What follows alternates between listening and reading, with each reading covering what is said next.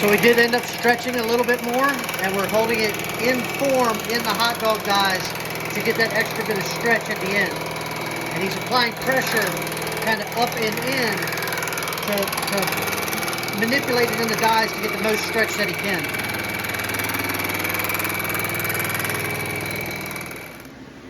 Nice and easy. You want your tracks right side by side. Knock those walnuts down. You can take a little bit of pressure out of it if you need to. Let's take a little bit of pressure out. We'll go somewhere right in there. And just work the little walnuts out that you might have gotten in it. And then we'll compare it to the sweeps again. Now, not only does the English wheel able to stretch and it'll knock those walnuts down, it'll smooth and even up, but you also want to think of it like a rotary dolly.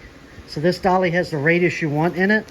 So sometimes you can take it, like hold a little bit of down pressure here, nothing over here, and just wheel it around and just get it to take the shape of that dolly. You don't want to press too hard, but you can do that and bring it into the form that you want with a light pressure, just wheeling it a little bit.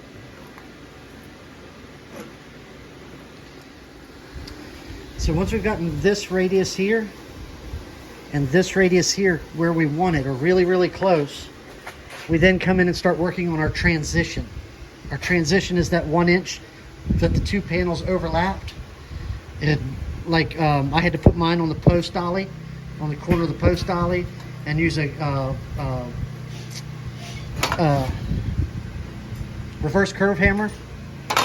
You excuse my hammer, it's time to refinish it, but use that and just slowly work them in, and we should have a nice tight joint here. It should have a nice tight joint back here, and the blend between the two should be good.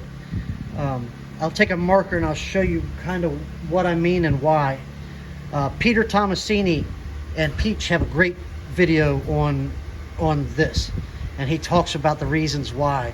I believe it's his, he's doing a nose cone for a car video when he talks about it. So blending and transitioning the two parts. If this part were to come in and have too much curve right at the end, you see how it's creating this awkward like V here? And same thing here. If this had too much curl and that one was right, it's creating this awkward shape right here. Well, when you weld that, it's gonna shrink it and pull it and make it even more weird. It's gonna grab this, shrink it, and pull it. The same thing for any misalignment that you have between the two panels. You're gonna have weird things happen when you go to weld it, and what shrink's gonna do. What we need is that panel to come down and around, lay into it, and this panel lay right on top of it and transition into what we need. That way, when we match cut it and weld it, the curve that this panel has and the curve this panel has are going to resist, and they're going to help keep that joint nice and flat. And we're not going to have any weird pulls that a misaligned joint would have. And this is important for all types of metal shaping welding. Whether it be putting a quarter panel on or anything that you do, it's important to have that nice transition on the blend line.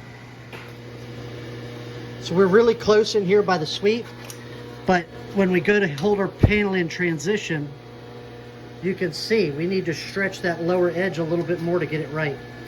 We have like a little bit of a flat spot on the sweep in here, in this area, but if we stretch this and it curls it down, it's more than likely going to take care of that. We won't have to do any blocking in here. So we'll stretch that edge, get the transition closer, and then we'll go from there. Here we are, put a different clamp in. Now we can take our seat back in our footwell panel, and you can see how it blends together. So now what we can do is we can file one edge, get it nice and square, cut the other part and dike them, and then we can scribe, cut, and we can weld this together. Here we are. I've tacked it every inch, 3/4 of an inch or so.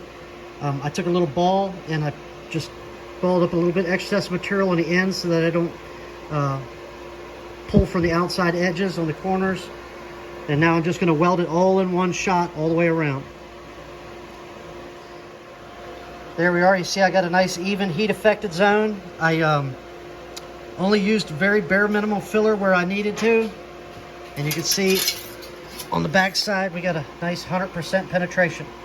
So now while it's still nice and warm, I'm going to planish it out, and we'll begin metal finishing and getting it close. So here we are right now. We're taking and getting our transitions to our side panels correct. And then we're going to put that flange onto the back side.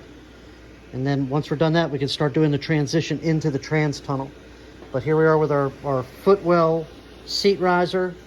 And like I said, we're getting this transition ready so that we can put that back flange on. Here we are, just rough clamped in. We put our flange on the back side, and then we bored a hole in that flange, which allowed us to put a little bit of a 2-inch radius bend right there, just to kind of give us a rough idea of where we were at.